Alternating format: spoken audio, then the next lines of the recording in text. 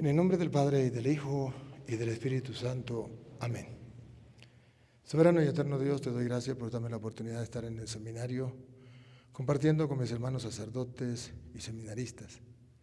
Te suplico que tu Santo Espíritu obre en ellos y en mí, para que este compartir sea para la gloria tuya y la salvación de los hombres.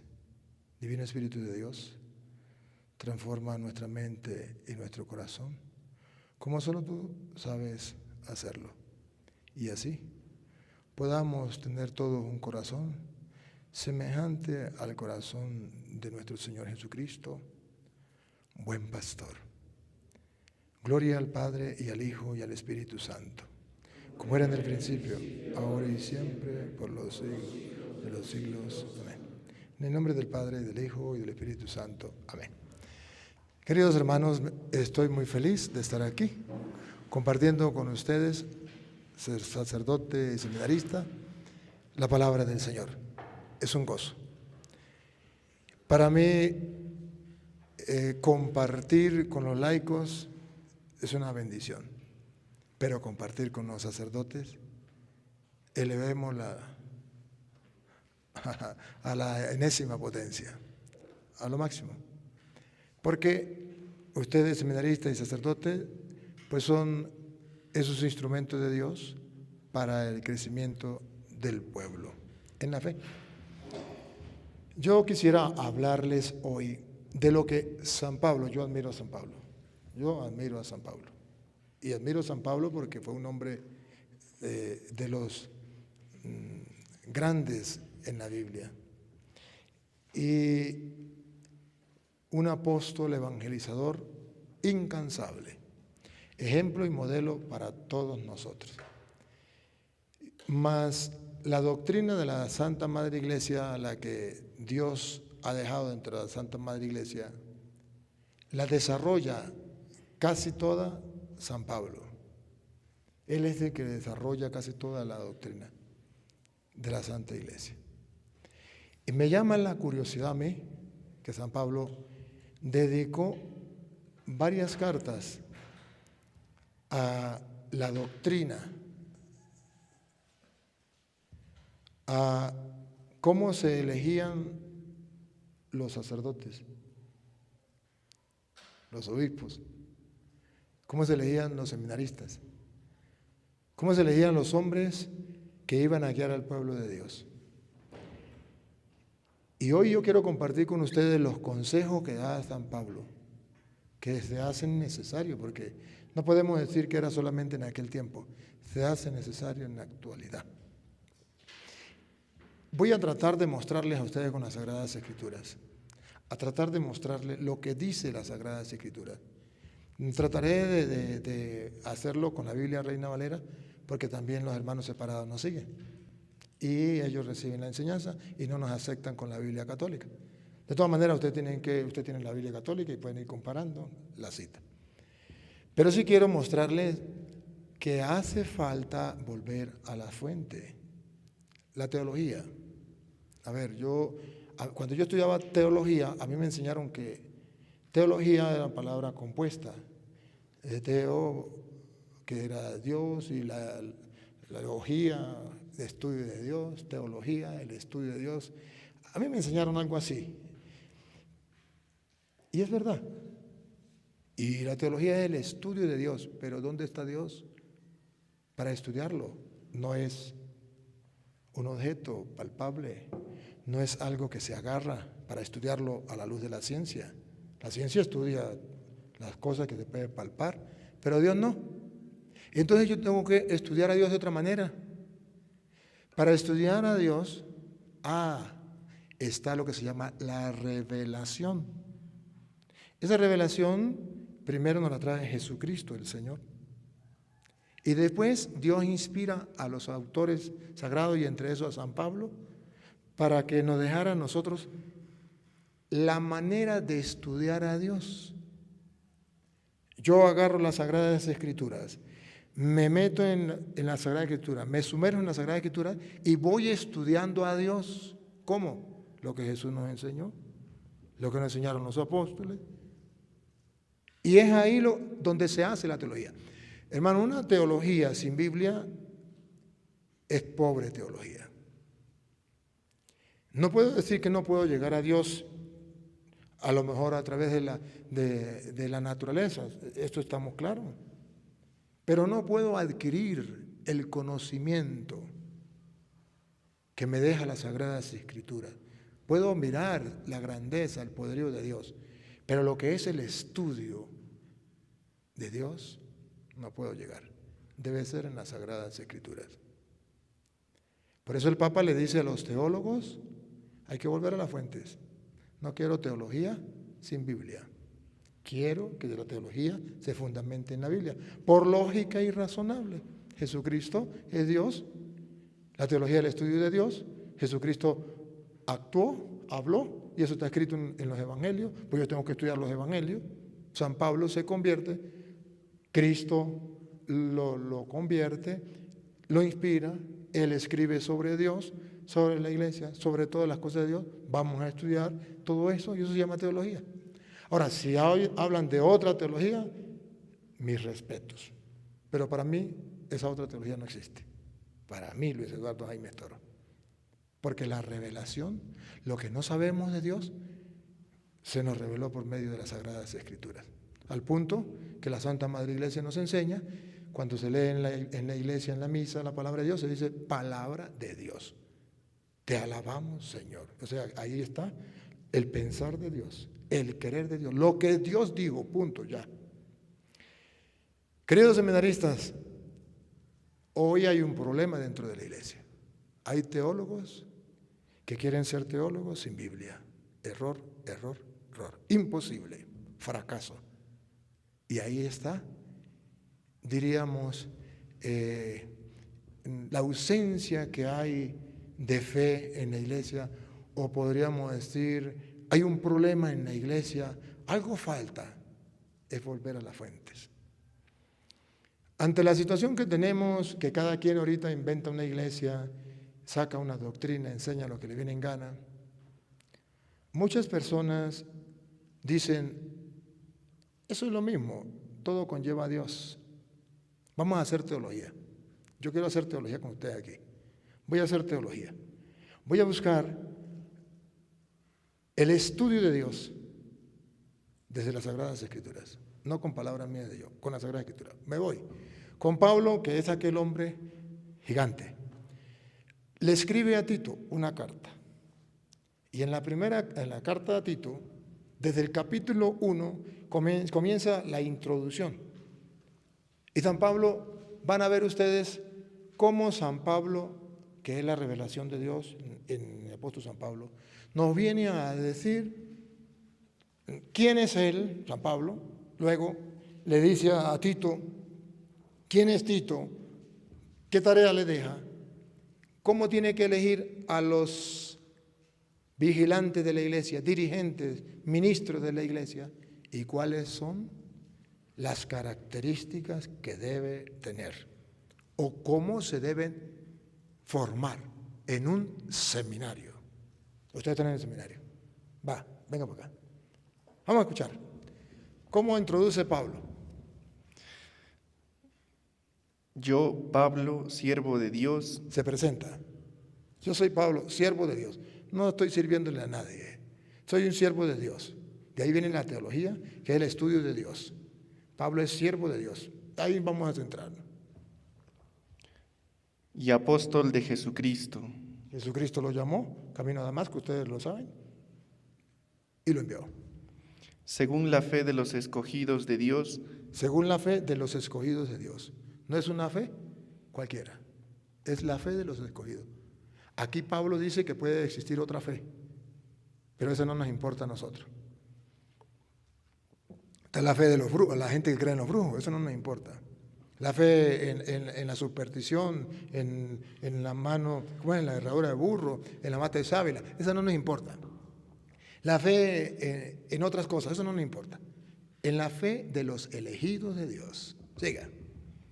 Y el conocimiento de la verdad. Conocimiento de la verdad. Pablo dice que él es apóstol de Jesucristo y que él tiene el conocimiento de la verdad revelado por Dios. Esa es la que usted y yo buscamos. Esto es lo que yo le voy a presentar a ustedes y los voy a motivar a que la sigan buscando. que corresponde a la piedad. Y eso, buscando el conocimiento de la verdad, estamos en lo que se llama piedad. ¿Y saben lo que es piedad? Respeto por Dios y por las cosas de Dios. Cuando yo busco la piedad, cuando yo busco la verdad, estoy buscando a Dios. Cristo es el camino, la verdad y la vida. Estoy buscando a Dios, eso es piedad. Y las cosas de Dios. Siga. En la esperanza de la vida eterna. Ah, pero todo esto lo hago porque tengo una esperanza. La vida eterna, el final. La cual Dios, que no miente, prometió desde antes del principio de los siglos. Dios no miente y lo prometió. Eso se llama teología. Estamos haciendo el estudio de Dios. ¿Qué prometió Dios? ¿Hacia dónde nos quiere llevar? ¿Qué tenemos que hacer para hacer las cosas de Dios? Se llama teología. Si eso no es teología, entonces que me expliquen qué es teología. Pero esa es la teología de Pablo. Siga. Y a su debido tiempo manifestó su palabra por medio de la predicación Ahí está. Ese Dios manifestó, dio a conocer lo que es Él a través de la palabra. Manifestó lo que es Él. Su pensar, su sentir, su querer. Y teología es estudiar eso. Eso es teología, el estudio de Dios. Sigue. que me fue encomendada por mandato de Dios nuestro Salvador. Entonces, alabado sea el Señor. Aquí está el querer de Dios plasmado en la palabra y le fue encomendado a Pablo no por obra de hombre, sino por el querer de Dios. Eso es teología. Y aquí vamos a hacer teología. Dale. Y a Tito, verdadero hijo en nuestra fe común. Entonces ya se presentó él, ¿quién es Pablo? Ahora Tito, ¿quién es Tito? Verdadero. Hijo en nuestra fe común. Entonces dice que Tito no es cualquier tonto, que Tito es un muchacho que heredó de Pablo, un joven, un seminarista, un sacerdote, un encargado de la comunidad, que encarnó o heredó lo mismo de Pablo. Entonces pasa a ser un verdadero hijo en la fe. Sigue. Recibe gracia, misericordia y paz de Dios el Padre y del Señor Jesucristo, nuestro Salvador. Por esto te dejé en Creta. Aquí viene. ¿Por qué Pablo dejó a Tito en Creta? ¿Cuál es la finalidad? Aquí lo expresa. Si Pablo es el ministro de Dios, es un apóstol de Dios, él se preocupa por las comunidades, ahora deja a Tito en Creta. Pero yo quiero que ustedes vean con la lupa. Hay un motivo por el cual Pablo le encarga a Creta a Tito. Lo deja, lo encarga párroco. O llamémoslo también así, si quieren un poquito más, obispo, como ustedes quieran. O sea, un encargado de la comunidad. Para que corrigieras lo deficiente y establecieras ancianos en cada ciudad. Para que corrigiera, observen algo, la mentalidad de Pablo. Pablo dice, yo lo dejé en Creta, una finalidad, para que corrija lo que está mal. Para que corrija lo que está mal.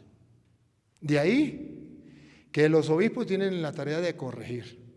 Y tienen que estar vigilantes y corregir, es decir, esto está mal. No, esa es la tarea de los obispos. Pero también la tarea de los curas. Los curas tienen que estar pendientes que los laicos no prediquen cualquier tontería. Lo corrigen. Perfecto, maravilloso, ¿está ahí? Bien. Lo dejé en Creta para que corrija lo que está mal. ¿Y para qué? ¿Y para qué? Establecieras ancianos en cada ciudad. ¿Saben qué significa anciano, no? Presbíteros. En cada ciudad, que hoy lo llamamos párrocos. Estableciera en cada ciudad un párroco. Ahí comienza. Ahora dice, ¿cómo tiene que ser ese párroco? Ese candidato a párroco, o sea, los seminaristas. Aquí está. ¿Cómo tiene que ser el hombre? Ancianos irreprensibles. Irreprensible, conducta irreprochable. Seminaristas. Hay que cultivar eso. maridos de una sola mujer y con hijos creyentes. En aquel tiempo estaban las dos opciones. Acuérdense que estaba comenzando la iglesia. La opción de quienes se casaban y la opción de los que no se casaban. La opción de Pablo era no casarse. Lo recuerdan en 1 Corintios, capítulo 7, versículo 7 en adelante. Sobre todo el versículo 32 en adelante. Si alguno lo quiere estudiar. 1 Corintios 7, 7. Lo lee hasta el 10 y luego salta al 32. O lo lee todo el 7, pues léalo todo el 7, no hay ningún problema. Ahí está lo que habla sobre eso. Entonces muestra que hay casados y hay solteros. Pero en este momento está hablando de los que están casados, marido de una sola mujer y que tengan hijos irreprochables. ¿Qué más? Que no estén acusados de disolución ni de rebeldía. Algo que pide Pablo es que no sean revoltosos, que no tengan rebeldía. Que no sean de esas personas que dividen y andan haciendo lo que les da la gana. No, que sean ovejas. Seminaristas, rebeldes. Es una corona de espina para los curas, para los obispos y para la iglesia. Porque es necesario que el obispo, el párroco, el seminarista, porque el seminarista ¿qué va a hacer? El párroco, y después ¿qué va a ser? Obispo, y después ¿qué va a ser? Cardenal, y después ¿qué va a ser? Papa. Que unos lleguen hasta cardenal, otros lleguen hasta obispo, otros lleguen hasta cura, otros lleguen hasta seminarista, es un problema, eso ya es otra cosa, pero ese es el camino. Va, otra vez. Porque es necesario que el obispo, como administrador de Dios, Vean. La conciencia que tenía Pablo.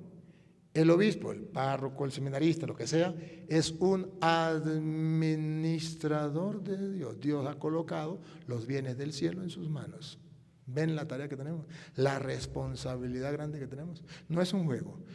Administramos los bienes eternos, la salvación de las almas, los dones de Dios, las gracias de Dios, los tesoros espirituales de Dios. Somos administradores de Dios. ¿Otra vez?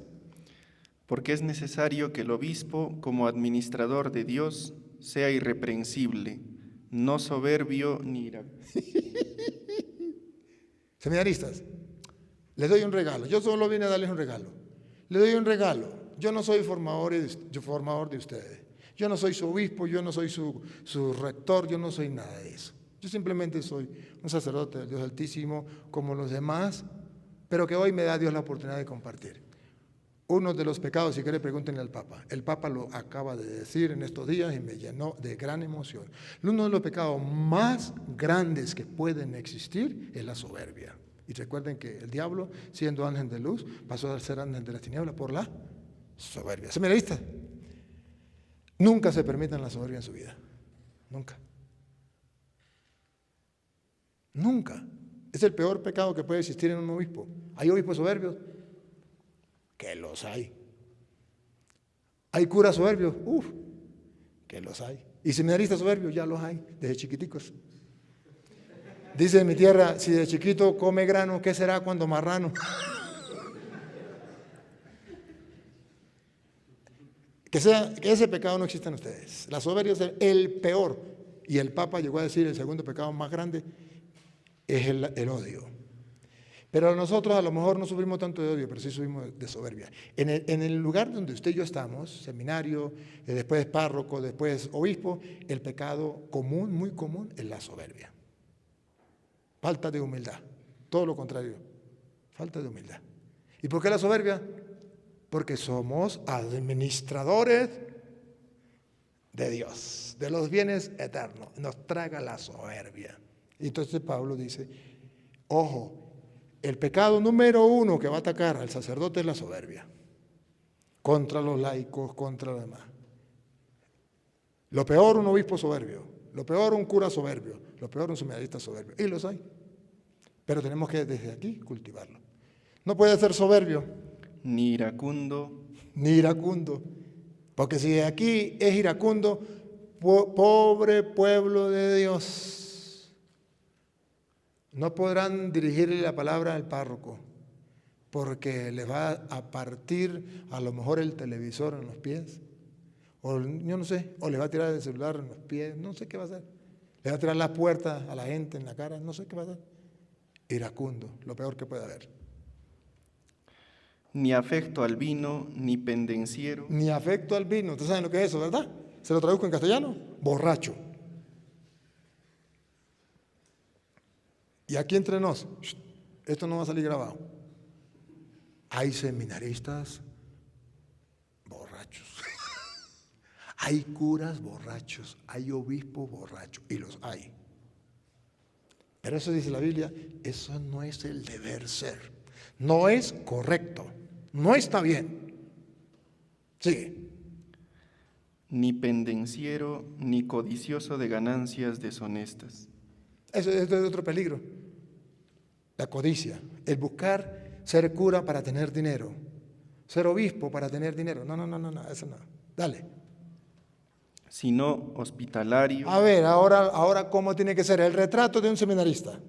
El seminarista ejemplar, estamos estudiando la teología, o sea, el estudio de Dios, el corazón de Dios, el pensar de Dios, el querer de Dios. En el corazón de Dios y en el querer de Dios, ¿cómo debe ser un seminarista? ¿Otra vez? Hospitalario. Hospitalario. Segundo. Amante de lo bueno. Así debe ser un seminarista. Amante de lo bueno. Sobrio. Sobrio. Que sea capaz de dominarse. Justo. Debe ser justo. A cada quien lo que le corresponde. Al pan, pan y al vino, vino. Santo. ¿Cómo tiene que ser el seminarista? Y ustedes saben el concepto de santo que tiene la iglesia, ¿no? Santo no es impecabilidad. Santo es luchar por no pecar y levantarme cuando es pecado. Eso es ser santo. Santo es aquel que lucha por ser santo, por hacer las cosas bien. Pero sabe que un día se va a equivocar y cuando se equivoque no hace lo de Judas, ahorcarse, sino hace lo de Pedro, llorar y pedir perdón. Y Dios nos da el perdón. El santo es el que busca las cosas santas, el que valora las cosas santas, el que ama al santo de los santos. Aquí está el retrato del seminarista y del sacerdote. Siga. Dueño de sí mismo. Tiene que ser dueño de sí mismo. No tiene que ser alguien que la gente lo domine a su antojo, o que lo dominen los instintos, o los gustos, gusticos y gustazos. No, tiene que ser dueño de sí mismo, capaz de decir no cuando es no y sí cuando es sí. Tener personalidad, dueño de sí mismo. Apegado a la palabra fiel. Bárbaro, bárbaro. Esta lupa es muy chiquitica. Necesitamos una más grande. Escuche, seminarista, ¿cómo tiene que ser el seminarista, el sacerdote, el obispo? ¿Otra vez? Apegado. ¿Qué significa eso? ¿Otra vez? Apegado. ¿Qué significa apegado? Apegado significa que se apega. Que no se despega. Que no se despega. ¿A qué se apega? A la palabra fiel. A la palabra fiel se apega, la ama, no se aparta de ella, está leyendo todos los días la palabra de Dios, se apega a la palabra fiel, porque no falla, la palabra de Dios no falla, es la palabra fiel, no falla. Y como somos teólogos, el estudio de Dios, pues nos apegamos a la palabra fiel para conocer a Dios. ¿No lo dijo San Jerónimo? Desconocer las Escrituras es desconocer a Jesucristo que Dios. Así de sencillo. Más claro no puede ser. El seminarista tiene que ser apegado. Un momentico, piensen, si usted está pegado a la palabra de Dios, o está pegado al celular, o está pegado a un amigo o a una amiga, o está pegado a un vicio. ¿A qué está pegado? Pero aquí dice la Biblia, según el querer de Dios, tiene que estar apegado a la palabra de Dios. ¿Qué más? Tal y como ha sido enseñada. A la palabra fiel, tal y como ha sido enseñada, por eso está en el seminario. ¿Usted no se da cuenta que la Santa Madre Iglesia es sabia? Por eso existe el seminario, para que el seminarista conozca la palabra de Dios fiel y como se le ha enseñado la Santa Madre Iglesia. Ojo, seminarista, mire, no como lo enseña un cura, como lo enseña la Santa Madre Iglesia. Porque los curas le pueden tapar los oídos. Porque hay curas que no enseñan la doctrina de la Santa Madre Iglesia. Se llaman curas cabeza caliente, que enseñan lo que a ellos les da la gana.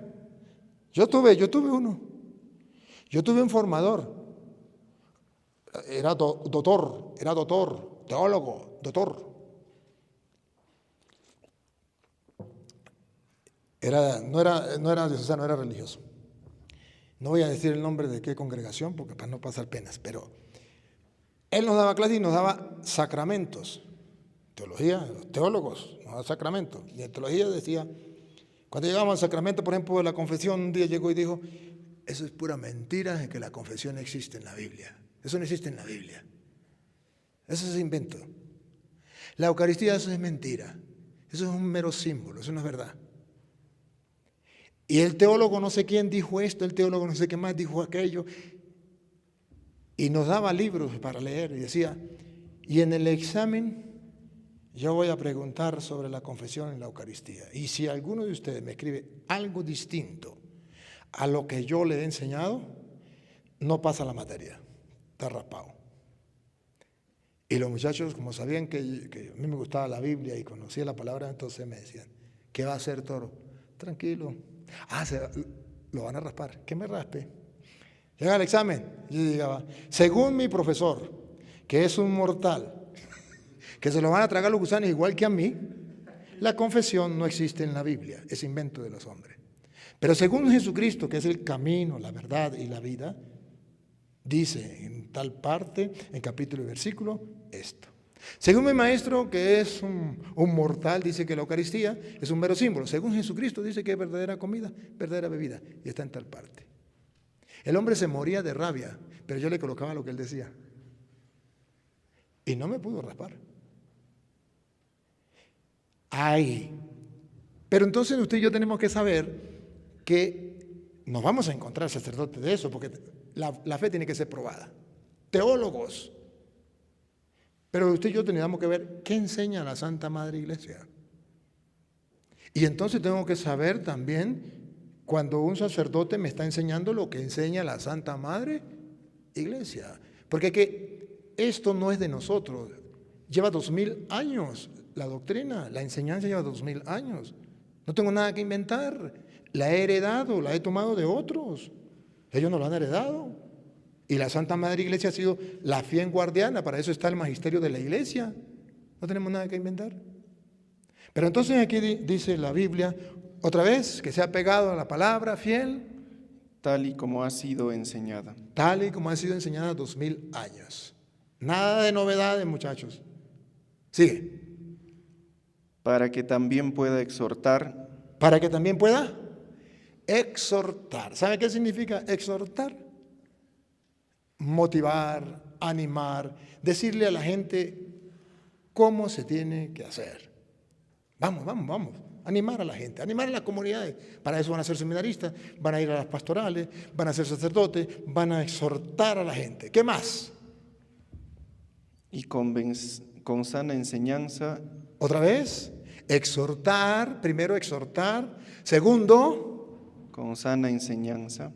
La segunda parte es, la primera es enseñar, la primera es exhortar y la segunda es enseñar, muchachos.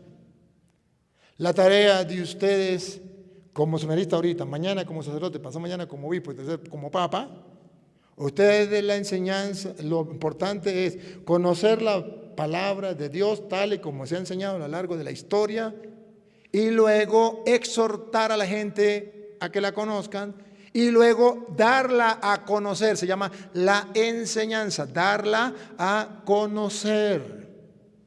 No quedarse con ella. No quedarse con ella. La mayoría de veces, usted y yo, lo que estudiamos en el seminario, lo que nos enseña la Santa Madre Iglesia, nos quedamos con ello y al pueblo no se lo enseñamos. ¿Qué le damos al pueblo? Bautizos, matrimonios, entierros, sacramentos. ¿Y enseñanza? Ah, sí, la homilía de 5 minutos. ¿Eso es enseñanza? ¿Cree que en 5 minutos, una vez a la semana, va a aprender todo lo que debería aprender mientras tiene un bombardeo a nivel de las redes, a nivel del mundo, de todos los mundanos? ¿Cree que el pueblo va a aprender así? Error. Hay que enseñar. Hay que tener grupos donde se sienten a enseñar lo que ustedes recibieron. Hay pocos sacerdotes que hacen eso y pocos seminaristas que hacen eso. Es más, hay sacerdotes que se conforman con los 5 minutos o 10 minutos de homilía y hablan de todo menos de la palabra de Dios. Yo tuve la experiencia. Yo trabajé con un sacerdote que paz descanse porque se murió. En la misa, él llegaba y decía, vamos la misa, y decía, bueno, vamos a leer el periódico. Ese es el Evangelio actualizado. No leía el Evangelio. Y no predicaba la palabra de Dios. Leía las noticias y decía, este es el Evangelio. El Evangelio es noticia. Y las noticias, pues son el Evangelio. Confundía una cosa con otra. Leía las noticias y continuaba la misa. Esa era la predicación. Yo lo viví de uno y después me tocó con otro y con otro cargaba un libro de chistes. Y en cada homilía, en vez de leer el Evangelio, contaba un chiste. El Evangelio era aburrido y él tenía que ser dinámico.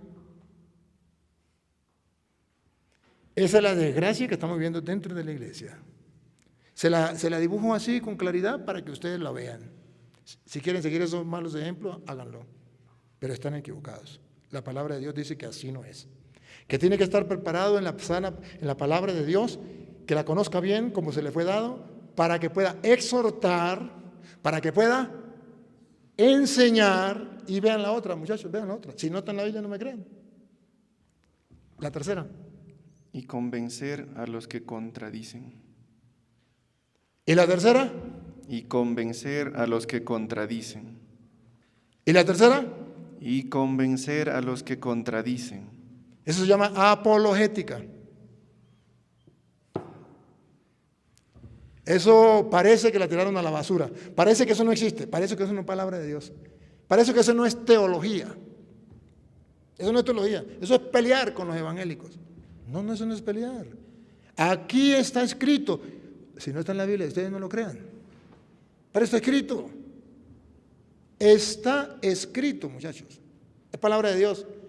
¿Cómo se hace la teología? Desde la palabra de Dios. Se estudia el querer de Dios. Y ya Pablo dijo que era el querer de Dios, que él era un apóstol de Dios, que Dios se lo había revelado para que lo diera a conocer. Encargó a Tito para que Tito encargara esto, para que aprenda entonces a contrarrestar a aquellos, enfrentar, o ¿cómo que dice la palabra?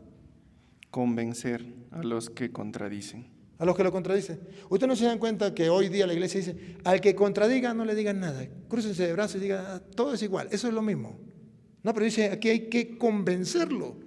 Hay que, al contrario de lo que los nuevos teólogos dicen. No hay que decirles nada. Aquí dice, sí, hay que convencerlos. ¿A los quién? A los que nos los contradicen.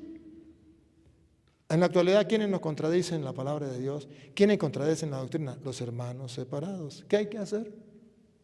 Según la teología de Pablo. No, eso no lo escribí yo. Porque dicen que es el padre Toro que le gusta pelear con los evangélicos. No, es la teología. ¿Otra vez? Y convencer. No solamente hablarles, no solamente predicarles. ¿Otra vez? Y convencer. Convencerlos. ¿Qué tarea, no? ¿Estamos preparados, muchachos, para eso? No. ¿Convencer? Y convencer a los que contradicen. Siga. Porque aún hay muchos rebeldes. ¿Por qué? aún hay muchos rebeldes. que hablan de vanidades y de engaños. Vanidad y sobre todo, la palabra esta, subráyenla, Engaños. engaños. María es una prostituta, el Papa es la bestia, la cruz es maldita, la Iglesia Católica es la gran ramera. Engaños. Cristo no está en la hostia, es un mero símbolo. No hay que confesarse con un hombre pecador igual que yo. Vente conmigo y serás salvo con tu ropa, se van directo para el cielo. No existe el cielo, dicen los pentecostales, por ejemplo, los testigos de Jehová. No existe la otra vida, dicen los protestantes. Muerto el perro se acabó la sarna. No existe el purgatorio. Nos contradicen todo y enseñan mentiras. Y ustedes y yo sabemos que son mentiras. Y no hacemos nada. Y el pueblo está siendo saturado de toda esa cantidad de gente. ¿Dónde están los pastores? ¿Dónde están estos ministros? ¿O es que Pablo se equivocó? ¿O esto no es palabra de Dios? ¿O esto no es teología? ¿Qué pasa?